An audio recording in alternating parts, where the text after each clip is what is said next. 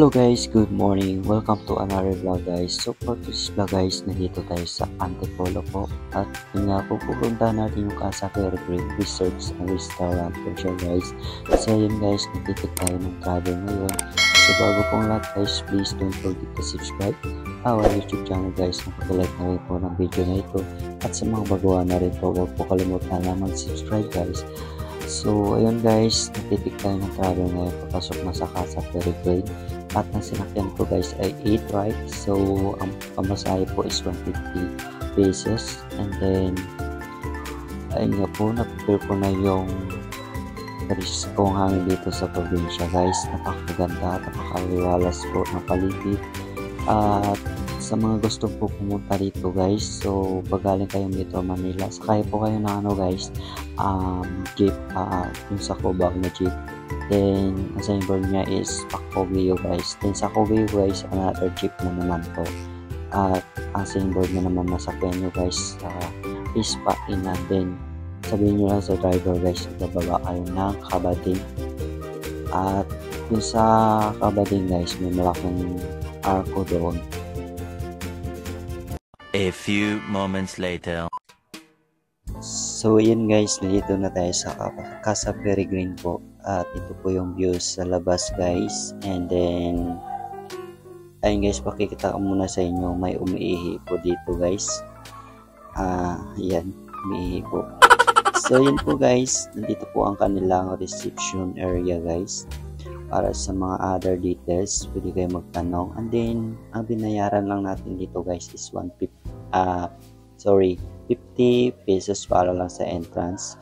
And then sa other expenses, bukod po yun guys. So, ayan po yung views dito sa loob guys. Napakaganda at ang ganda po ng ambience. At yun guys, makikita nyo sa dito guys yung mountain. And then, especially guys, may mga bahay po dito sa mga puno. At yun guys, ito po ang kanilang rate. So, lalagay ko na lang sa screen para alam nyo rin po. At kung gusto nyo rito mag-camping guys, meron silang nirerentahan na tent. So, pwede kayo mag-overnight stay po dito. At ito po yun guys. So, look. Dami pong mga puno, kagandahan po. At yun nga po guys, meron silang mga ano dito, warning sign po na bawal manigarilyo and then magbibip. So look guys, sa ilalim ng puno meron din ano guys, pwede kayo mag-relax. And then dito guys is sarado. So gusto ko sana ipakita sa inyo guys yung taas, kaso guys sarado yung bahay kubo yung sa taas ng puno po. At ito guys ang view, tingnan nyo yung mountain guys.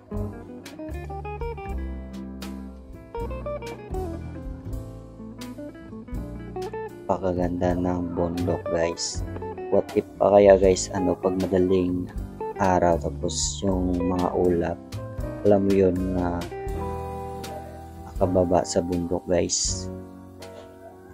So dito na area guys, nandito yung kanilang dining restaurant. So dito guys, pwede kayong order ng food. Ito po yung unang guys, area ng kanilang dining restaurant. Tapos doon sa yung isa guys, nandun sa baba. At parang kakatapos lang nila may year-end party po sila. So, ayan guys, nakita nyo ang kanilang dining restaurant. So, get lang tayo dito. And then, ito po pala guys, meron din another stage. Yan po. At pwede rin kayong magpa-picture dito. So, at dito na area guys, dito ang kanilang race room. And then nakita ko si kuya nagtitrim ng halaman. So kanilang guys dito staff guys titrim. So ito naman ang kanilang ano guys, pang malakasang pang Instagramable. So look, pag magpa-picture kayo, ang naka-highlight guys is yung bundok.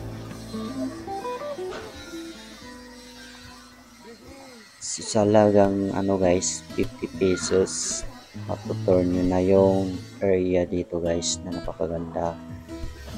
And then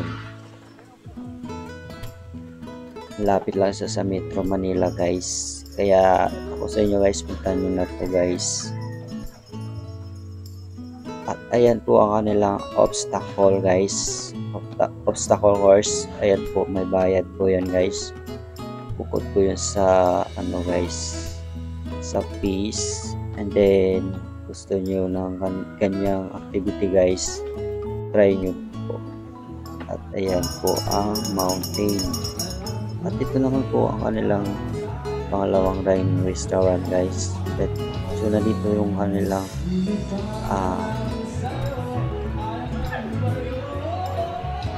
dito kayo pwede order guys.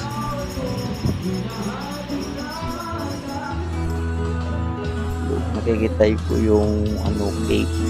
Sarap kumain ng cake dito guys. Pwede kayo order ng coffee. At nandito pala kanilang both male and female CR dito sa baba. At nandito din po pala guys yung guys, kids activity area sa pambata po guys. At ayan naman ang kanilang rentable tent. Gusto nyo po mag-rent ng ano guys, tent.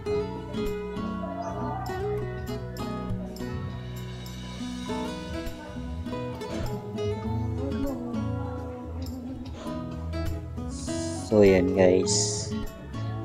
Doon pala kanina sa ano guys, may warning din na bawal pag adults kayo guys dun sa kids activity area. Bawal po ipasok yung chinelas and then shoes. At baba lang tayo dito guys sa kanilang obstacle course. Ipapakita ko sa inyo guys para may idea kayo. And then napansin ko rin dito guys, kanilang si kuya, kanilang trabahador guys, at gumagawa. So, siguro i-expand pa nila ito guys.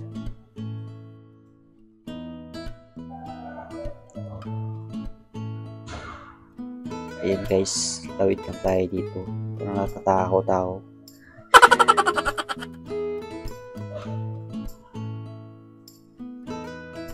Ayan guys, ang kanilang obstacle course.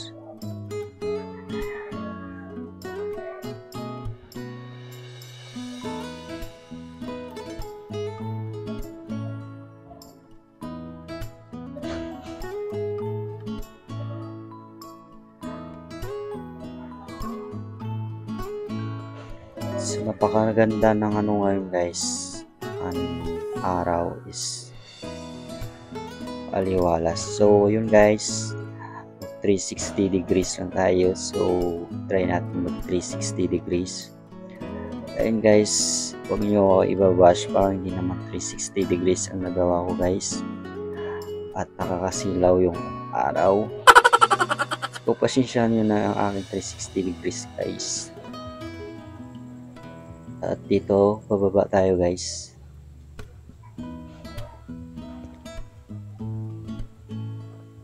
At ayan ang kanilang zip line guys.